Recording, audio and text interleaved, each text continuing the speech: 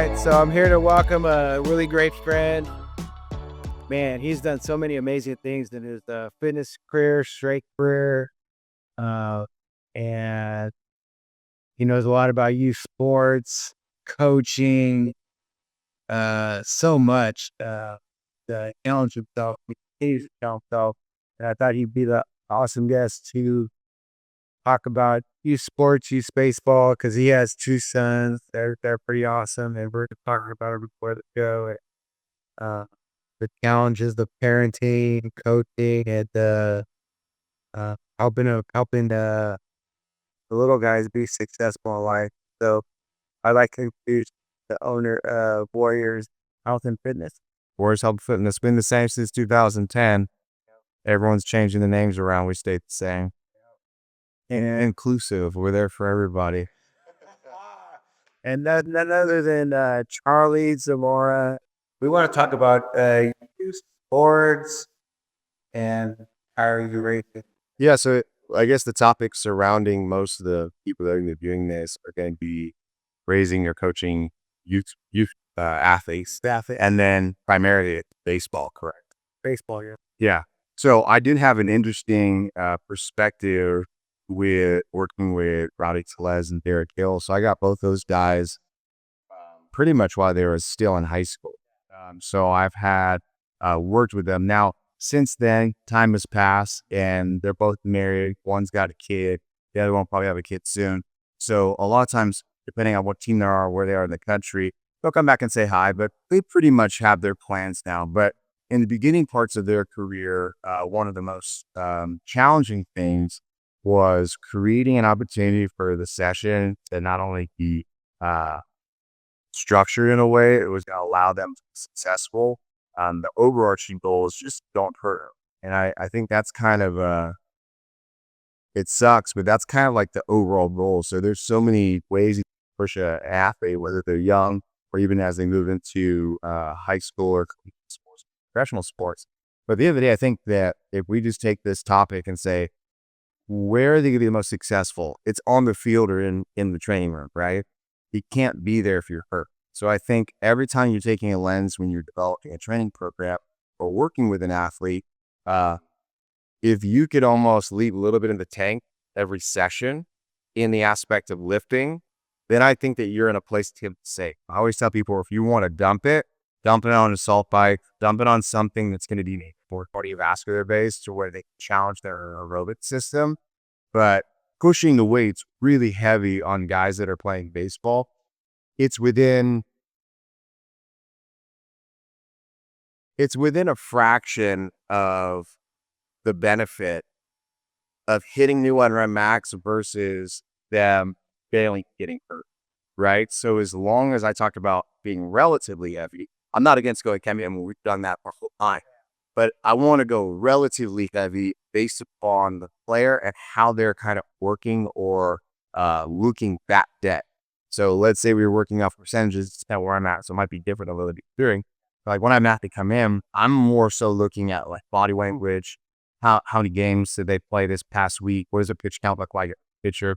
Then also like where is their body path movement? So relatively heavy on one day might look like a 90% of one rep max, right? Whereas on another day, that same effort of 90% could be really at 50% of what their 90 is. It's just their body doesn't have it that day. So I think I'll speak about all the specifics, but the overall tone is keep athletes healthy. Yep. Just don't hurt, right? That sucks, but like that's kind of been there before. that's kind of the key, right? Just make sure they can go play their sport. Where a lot of people in the gym, what they'll do is they think it's their turn to prove that they're really good at what they do, but they forget about the sport the athletes play. Now, you don't do that, but I've seen it done before where it's like, okay, now it's my turn to beat them up, right? And it's like, that's not really why you're there. You're trying to bulletproof them or make them stronger, better, or more physically and mentally inept to handle the volume of games they're going to play, especially now with kids playing so much iron baseball. That's kind of my overall take so far on an effective system. I would say, well, I gotta say, I think Charlie, because this is like quite a period ago, but he let me train those guys. And he's like, "Hey, man, train the guys going and he had something to do." So I was like, "That's pretty cool, man." Like I share that story with a lot of guys. Oh yeah, I came over to train for days while you're out of town. They loved it. It was pretty awesome. And I think that I didn't do a great job of maybe even articulating our relationship. So I've been in the fitness industry my whole life. My dad basically ran gyms, in bodybuilding, mom was a aerobics instructor. So I've spent my whole life in the gym, and that's what I love. That's what I love to do. So when I started my company in 2010, prior to starting that, like right before I got started, we actually drove down to Midtown, me and a buddy that I was working with at the time. And that's the first time we saw Midtown Strength, because that's where the top people train, right? At that time, Super Training was in there, all basically trainers that all have gyms all over Sacramento now, or at some point, everyone was there. That was like the mecca of training. I think we facilitated such a great environment for so many people, from like Blair, CrossFit Games athletes, or it was you training, it was Augustine, it was like all these different people coming together, whether it was the barbell club or doing the tactical challenges. There was like this just melting pot, and everyone knew if you want to get better as a trainer, as an athlete, or even as a coach or a person, like that's where you need to be. So when we were there at that time, I'm really young and I want to get better. So I want to receive coaching. So you were my first real strength coach. You're the one that taught me about cat strength, Olympic weightlifting, powerlifting, all those things. Because we basically founded CrossFit, but like CrossFit kind of just showed you that it exists. Yeah. But then you had to go find specialists that actually did it if you really want to learn. And most of that stuff was taking place at the gym. And so I remember speaking to developing kind of confidence with an athlete. I remember I was sitting there and I could barely snatch at the time. I'll use pounds, like 185 pounds, and I'm trying as hard as I can. It's really frustrating. So I feel like I'm super athletic. I feel like I'm reasonably strong.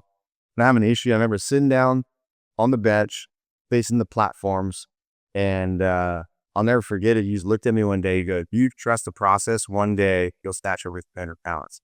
And I remember when you told me that, I was like, this guy's crazy. Like, I couldn't contemplate doing anything with 300 pounds over my head at that time.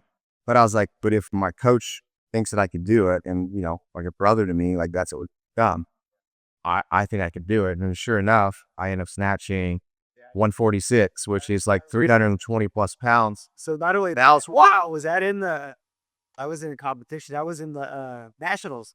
Oh, I snatched close to 300 in the nationals, yeah, but I snatched 146 in training, and then I snatched over 300 pounds. I mean, at one point in my life, that was minimum every day. But also like at the time, going to the goal was national. Yeah, go to national. That was pretty awesome.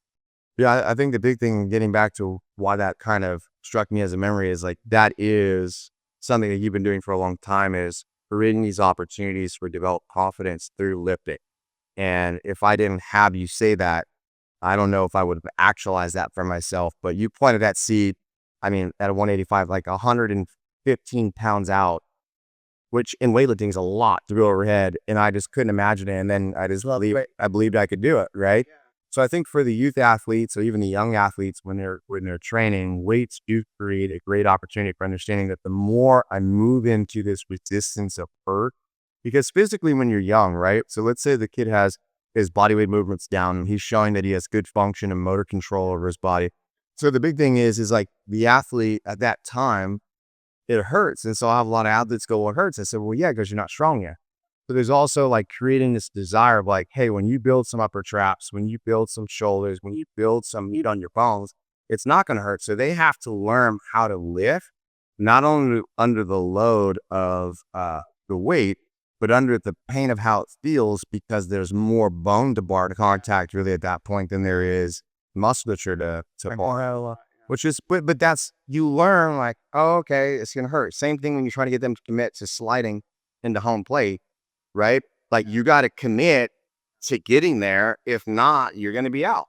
Can't stand up. You got to send it. I would say this, Charlie's, he had a goal of getting a team for the CrossFit game. And so if everyone knows CrossFit, man, it's just pain. It's a painful workout. We talk about this. We talk about that too. It's being comfortable being uncomfortable, and that's like the whole like at CrossFit. And so if you want to go to actually the game, he created a team, and getting uncomfortable with that bar on your back, and putting the player, having them be uncomfortable and get comfortable being uncomfortable. And so Charlie does that greatly with his clients and with his his athlete. And so, but he also, I mean, we've also done it with ourselves. So he can walk guys through it and have them understand the process. And it goes again, like that experience and trust and that client or athlete relationship is very important because if my coach says, to do this, I'm gonna have to trust him. And as I get through it and get better, then I'm like, okay, I can rely on this guy for the thought and information to walk me through this process that I've never gone through before. And so for me, just like even like Jim Schmitz to be like, he knows like the numbers. Like if you're squatting 3 sets of 10 at this rate, He has the metric. yeah, he's like, and you should be here in 2 months. I'm like, I go, wow. For me, I'm like, I gauge it by just what I see. He knows like he's very technical like that, but I'll just see how they move, and I'm like, okay, they could be there 2 months or 3 months. Not necessarily like, with the specific sets of the reps that get them there and see different performance metrics. But I'm like, I can see Charlie. The one of the metrics I seen Charlie go, you're clean and drinking like 225, and I go, dude, like in a few months we'll be like power cleaning like 150 or whatever 315 is, 3 plates like rep out, and then he's training for the game, then he's repping 315 out. Yeah. It's pretty cool to watch. I think the main thing is, getting back to what you were saying is you can trust a coach when either they've been through the process or they've walked people through the process or both. It's very hard as a new coach to gain that understanding of development and then be able to pass that along. So that's not a knock on new coaches, but what I would say is, if you are seeking a coach, and this is the position I was in, right, where I was younger, I think I was 22 when I started gym. I knew, out of an opportunity to be able to get people where I wanted to go. I need to pursue education and knowledge, but at the same time, I needed to be in the rooms with the best people doing it.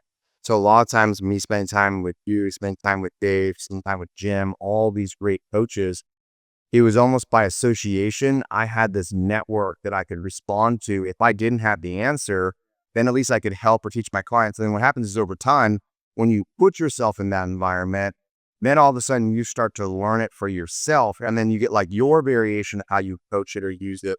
Then your book becomes bigger. And so that's the same thing that's going to happen with youth athletes. And I want to kind of stay on topic because talk about stories all day. But when we're talking about youth athletes specifically, I have a few things that I kind of want to dive into, things that I thought were super important.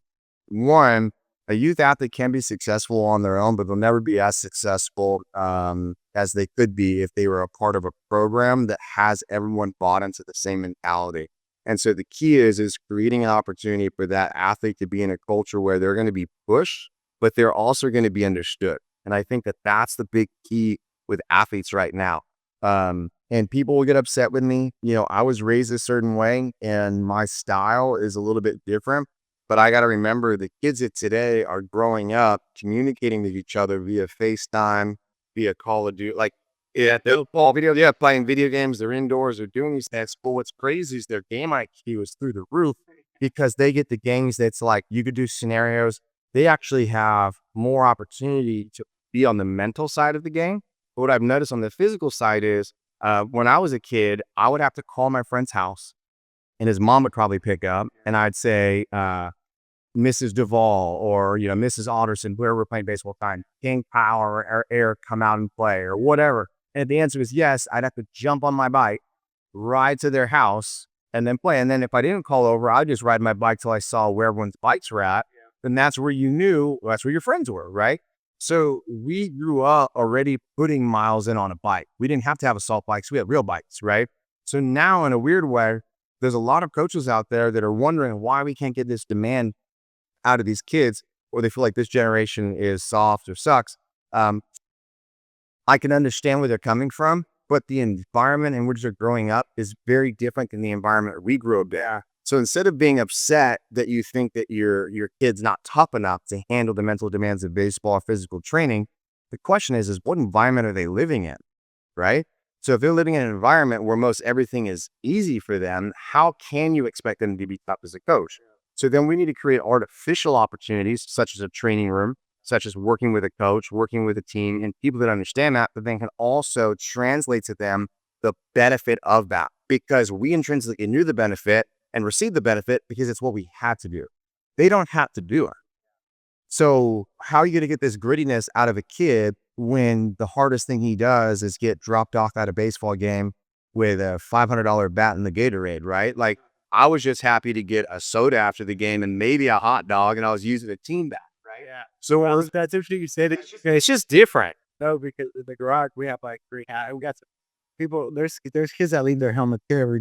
They're here and we just use them. yeah, But I go, man, I was picking up a helmet. I go, man, I remember playing Little League and there was like 5 or 6 helmets that the league would provide and a couple bats. in like an Army Depot bat.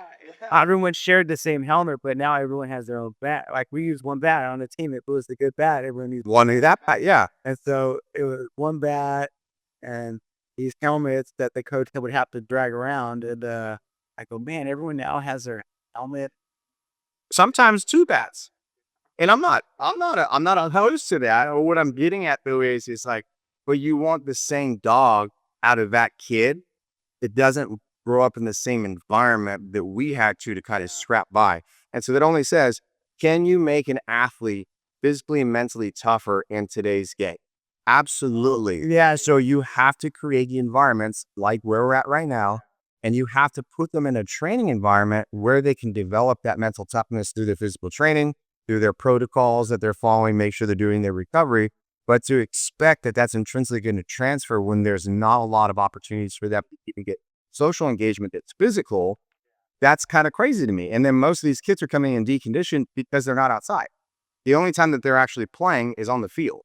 Now, one would say they're playing more baseball now with all these different leagues, but at the same time, that's the one time where strength and conditioning is being more important than ever, because you have issues where you could have an overuse, where you have an athlete who might have the gift or skill to be able to, rip that ball. But, I don't want them to have Tommy John. I've had 2 brothers that had that surgery. Yeah. Right. And a cousin that's now in Ohio. But the thing is like, that shouldn't be a common surgery, right? We can take steps to mitigate that if they're in the right environment. It's not saying injuries won't happen, but we have to say, okay, if they are going to be playing a lot of this tournament baseball, are they following the same schedule the pros do? Now they are. They're playing kind of games. Are they following the same recovery program? They're not.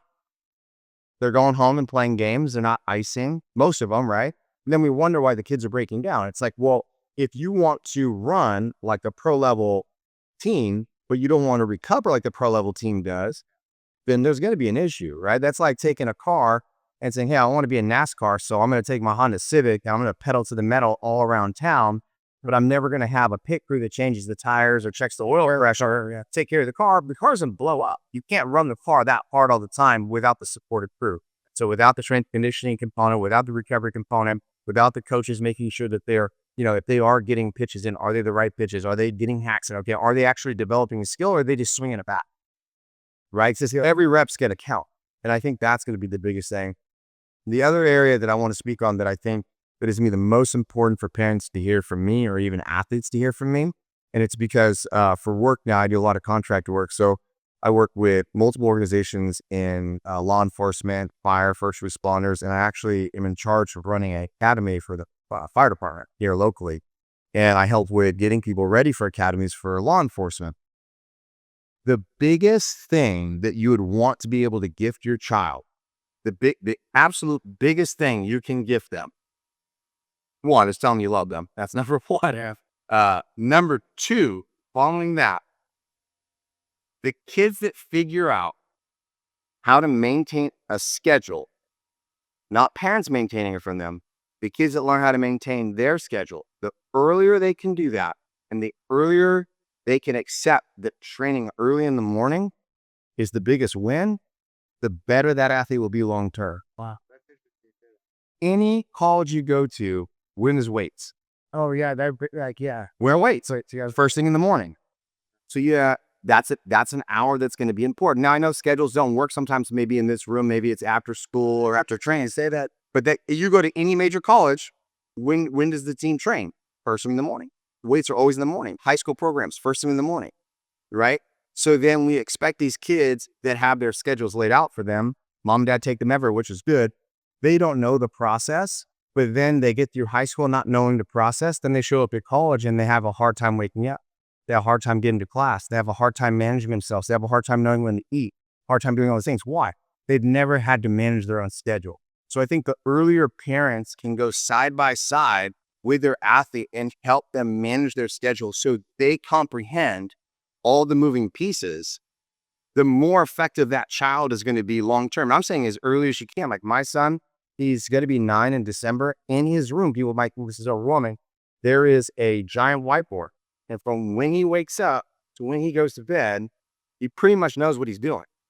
Right? If you ask him, where are you going to be at 4:30 on Tuesday or Thursday, he'll tell you you'll be at jiu-jitsu, right? What's after that? 5:30 to 6:30 is conditioning.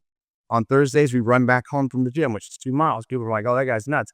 Well, I'll tell you what, they just did this thing at school or they do a jogathon. Guess who took first place out of every grade? My son did, right? So we look at that and we look at schedules or we look at teaching this discipline or this training as like, oh, I'm being too hard on it. It's going to be too much for them to handle. Yet we don't blink an eye when parents are like, hey, have these Oreos. Hey, you have this kind of food. Have this or that. And that's a negative thing, but it's so socially acceptable to not care about recovery or performance. Do everything for the kids and you just go play. Well, what happens the day you're no longer there? And they're introduced to like instant gratification, right? It's not to be even crazier. We used to say instant gratification, it turns from food, it could turn it out.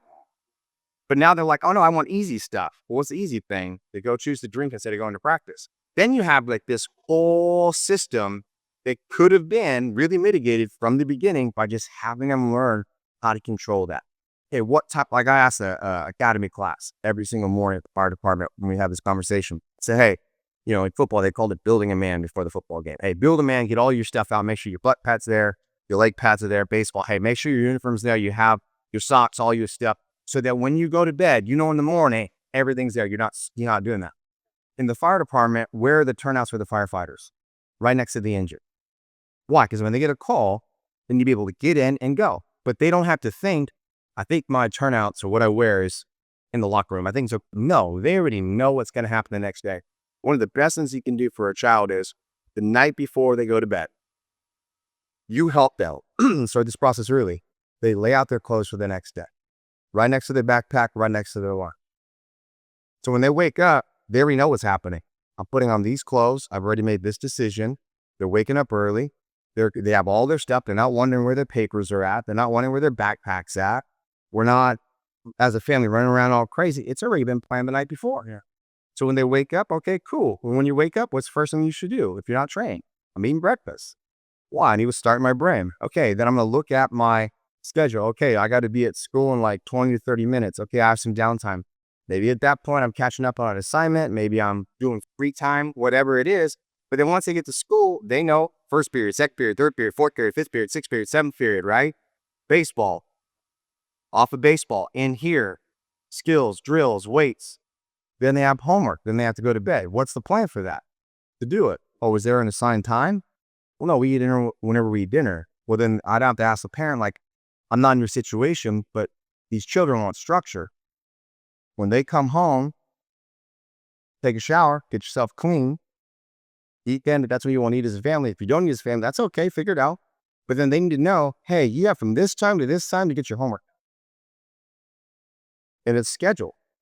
But if not, it's like, oh, they were watching TV for 2 hours. Hey, did your homework done? Oh, no, I got to get on it. And then it's like, why is my kid tired?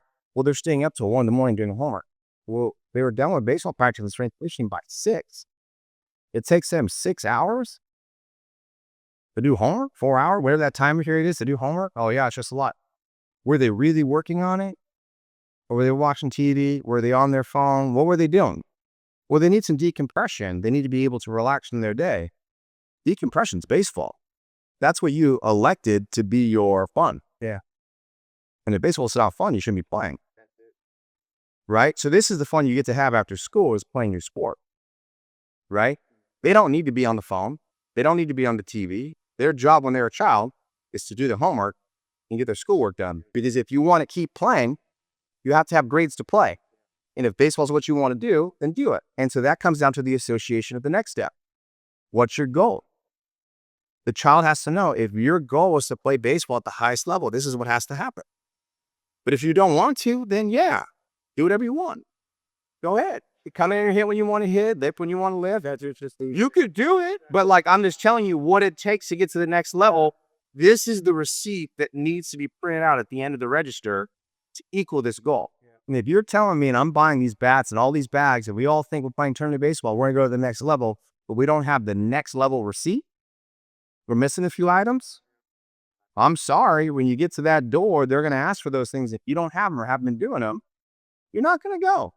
Unless you are a God's gift to the sport and just somehow miraculously, you're just that guy. Everyone thinks there are. There's really only like 2 to 3 of those guys in the country every year. And even those guys, when they get to the pros, they have to train. They have to have a routine. They have to have a They routine. have to have a routine. That's routine. And so I always thought I do this. That's my rant, by the way. That's what a rant is called. Well, that's interesting. 'Cause actually, we should get John Brown. You see John Brown? JB? John Brown is a bodybuilder. Yeah. Who's trained your son, both of them play in the NFL, but he talks about structure, routine, and like if they got to play a sport, they got to do something physical. If that's what they want to do. But if you want your child to have varied results, then give them a varied plan. Yeah. So even for our young, we started the 90 program where you have kids 9 and under and have kids that are 9 and 10. But we were looking for specific parents who are going to push their kids to have, they want to play. Yeah. They want to play a little more. So I didn't necessarily go out and seek like, hey, how you should come out. It was just like these parents sought a place for their kid to play more baseball. Yeah. Because I don't want to be like, hey, well, they alpha. Yeah. Or so they see a talent in their kid and they want to nurture that. And then so I'm going to push them to play at a higher level. And so if they're not doing a drill to the way I want it, not that I want it, the game demands it, just like The way it's supposed to be done. yeah, way it's supposed to be done. To be consistent and repeatable, so that you can you're gonna do the same position from now until you play at the highest level. I go, you can play around and do and not make it game like, and that's where we're at right now. This practice has to be game like because you're not gonna do it. If you don't do it here, you're not gonna do it in the game. And I go, man, Do they still have rec baseball? well, so it is. Yeah, well, there's rec baseball. So look at this. Just don't do that. No, I know. But I go, look at, there's 26 players on each roster for the Dodgers and whoever they play, the Brewers. But look at how many seats. You can just go to SeatGeek and buy a seat. If you want to laugh, giggle, and not take this seriously, man, you can go buy a seat to any stadium. Doesn't take talent, hard work, dedication, focus to go buy a ticket to any sport. That's fun. That's okay. But also, you can go if you want to hang out and not take it seriously. You can go sit on the bleachers. Like I give them that. Like hey, if you guys want to do that, that's a lot easier. This is harder because it's supposed to be. And if you don't want to do that, it's a choice every day. It's a choice every day to come in and work hard and give your very best. Yeah. And do it a certain way that we ask. If you're not going to give that attention to detail, then like the stadium's full, people can buy their own ticket. But it takes a certain person and a certain level of hard work, and the routine is very important to be one of those 26 guys on the field in the dugout. So that's why the stadium is built, because it's a very difficult thing to do. Well, they have adult fast pitch baseball teams. You can go, all right, 18 and up. You see the guys out there, 5 years old, still play as league. They got, adult play a men's league, right? Drink some beer afterwards and have fun like that. I'm all for that if that's what you want to do. My whole thing is this: I don't put it down. I want to go out there and throw 70 miles an hour on the mound, right? You live it, that's fine. But I guarantee the guy that's frustrated at still playing that wishes he would have been serious when he was at the younger age. So like, you don't want to live with regret. You know how many boopers I see at 24-hour fitness that told me they could have went pro, that play there for 3 hours every night, all the time. And so the biggest thing that you can develop is the opportunity to develop your regretter muscle. I had a guy in Hawaii teach me this. I was probably 23 years old. I'm in Hawaii, lifting big weights, having fun. There's a guy at a CrossFit gym. He's like, hey, young man. He's like, you want to compete? And I was like, I'm down. What do you want to do? He's like, we're going to hang from this pull-up bar. and you got to pull your chip over the bar and then hold there as long as you can. I kind of looked at the guy. I should have known. I was like, man, this guy. 5 stars. Yeah. I pop up there. I'm holding. I start shaking. I'm all over the place. I drop. He holds for like another 3 to 5 minutes and just looks at me. He goes, one day you'll learn how to develop the regretter muscle. He said the regretter muscle is understanding that when you never give your best effort, you will always regret the time that you did.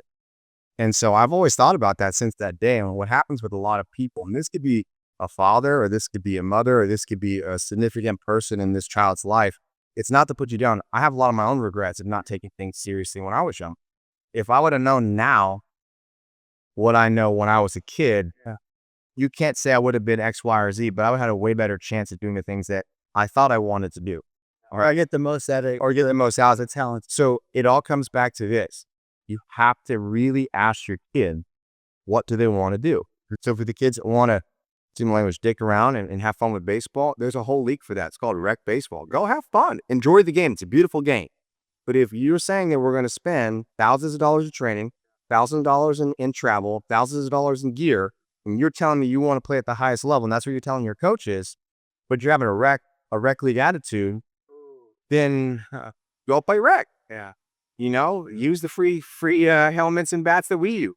You see what I'm saying? Yeah. But I think the child needs to be responsible to that process. And what I see parents been doing recently is they're removing their child from that responsibility, or they'll jump teams or jump coaches as soon as they hear bad information. But really the bad information you're getting is the accountability that you are giving your child is only the thing that's going to allow them to be successful. So however much accountability you give them, the more the return. So you make your child more accountable, they will be even better. They might not like you. Right? But at the time, if this is our goal, I'm just telling you, this is what has to happen. This isn't dad doesn't like you. This is what we have to do to get there. You tell the truth. Yep. And if a parent has love, in my opinion, you tell your kids the truth. You know what I mean? That's going to be the key for their overall success. And now, if you have a kid and you want to play tournament baseball because you think it's just good for them to be a part of the team and do these things, that's fine. But don't expect the results that you're not willing to put the work in for, or blame the coach or the program or the person, because they're just there to have fun. And that's fine too. You could do that. But I'm really big on accountability. What is it you're trying to develop or try to do? So here's a big takeaway. One, kids are not going through the same adversities they did previously when it came to activities. So we have to create those environments. Two, tell your kids that you love them. That's super important. Three, you need to have them understand as early as you can what their schedule looks like, right? Understand what a schedule looks like and really be a part of that process, right? And then the last one is understand what your goal is. What is it you are specifically trying to do? Because then that's going to narrow down what we're trying to get accomplished. I'm a hyper-competitive person. People say, hey, when is your oldest son going to start getting into gifting? I said, when he tells me that's what he wants to do. And they're like, then you're going to Has to come from within. Yeah, and I said, no. I said, then I'm going to ask him why he wants to compete. And if he has a very good argument for why it's important for him to compete, then I'm going to tell him, this is what I expect this is what you should expect of yourself if we compete. Do you want to do this? And if he says yes, then we can do it. But we don't go out, in my family, to go through compete without doing the preparation. That's number one. And without having a plan, we're not doing it, and we have to execute. If we prep, we have a plan, and we execute, win, lose, or draw, I'm okay with it. We're not going out there to test the waters. If you go to compete, you go to win. Be surprised if you lose. But if you don't think that way in a competitive environment, there's another kid that's thinking that way. He'll kick your ass every single day. That's what I tell the guy. Every single baseball I go, there's kids out there that side, like they want to touch a baseball and be on the field, and they're whatever they're working on, they're going to give their best, and they enjoy that awesome. And that kid's going to win. And how many guys do you know that weren't the best at baseball, but just grinded it out and actually took it really far? I can talk 5 guys right now. Now, man, there's a lot of guys, Especially at the youth levels, that like weren't really developed, but all they did was practice skills. So what did they really develop? They developed the process of understanding, I have to keep doing this to mature and get better. So your early peakers are really good, but they let talent get them through. They never develop skill acquisition. And if they do, it's a little bit slower. Then what happens about the kid? well, I would say It took BP for like No, 5 years and figured it out. so you hit upon a big part because you're talking about the outliers, the kids they wake up, they roll out of bed and they can hit 95 and they play like they're just awesome and they don't have to feel, they just show up and they play at every level. And then when they get to a higher level, which they face challenges and struggles, whether they're on the field or off the field, they don't have Whatever. yeah, they don't have the prep routine, which helps them get back on track Or the mental fortitude to understand what it's like to fail. and struggle and to know like, hey, I got these go-to drills, I got this process, which allows me to continue to build confidence and knowing that I've been through a struggle. I'm gonna get through it. I don't have to, be extreme.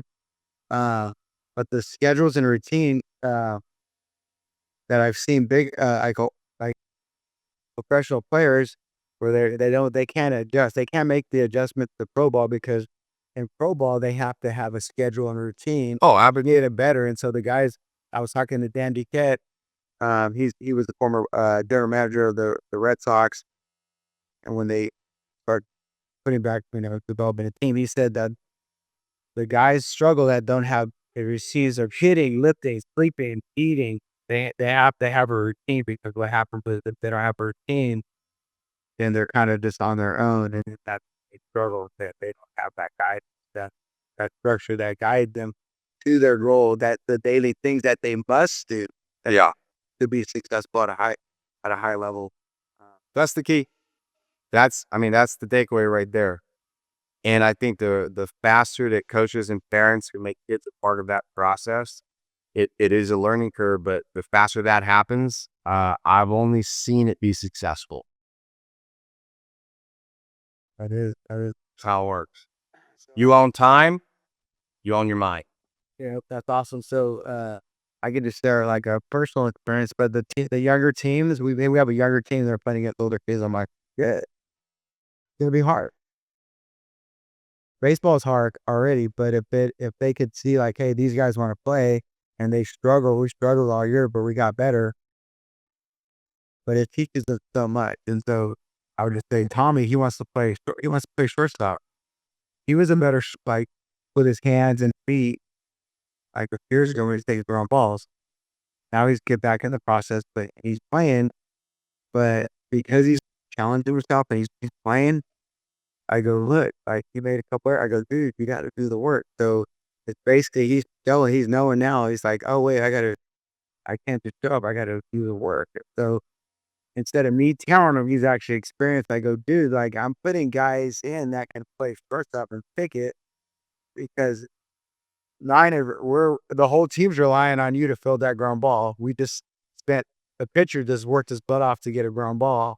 We need to make that out. So he's seeing the importance of teamwork and also like, hey, the more I put into the game, the more I'm gonna enjoy the game, the more I'm gonna have fun. And I go, you're gonna compete against guys who put their life and they put everything they have. Like I'm not smiling now, but in the game, I'm gonna compete. You talked about guys who are just like gonna bring it. Like they're gonna play baseball at a high level and they're gonna push themselves to play the practice hard so that they play awesome. And so that's the direct reflection is getting guys to see that the harder I work in here, the funner I'll have in actually competing in the game. Yeah, I like it, man. Take kids to the next level. I will say this: if you have a kid and they want to get better and they want to get stronger, Milo is my first real coach, and I accredit a lot of who I am today from his influence in every area of my life when it came to training and strength, and whether it's just going to meets or training or staying up and learning, having conversations, or spending the time to go meet other coaches. Um, there's not a lot of people I'd recommend to work with youth or develop athletes of any level, but Milo is the guy that's rivaled some people. So hopefully this is helpful to any of the parents that are in this podcast. And if you're not in the area, I'd still contact Jamilo or you can contact myself. Good people throughout the country that could be good facilitators for finding a good trainer. And yes, if you're wanted to have performance for your kid, I would say the same. I see Charlie Zamora at Warriorz. Man, awesome trainer, awesome coach. So you're doing, I would just send them right back to you. So I'm not working. I only work, yeah, I have my pro guys right now, but my youth program's on hold because we switched up a lot of what we're doing. I could still help, if a scout or someone comes in and says, hey, I need to help this kid, I do it. We still work with a lot of guys and girls too that are probably going to go pro, or go to big time colleges. But at the youth level, I'm not doing as much coaching in that anymore. So I send them to you. Sound good? To wrap it up. So Charlie, thank you very much for your time. Appreciate it, brother. Hey, so are you training right now?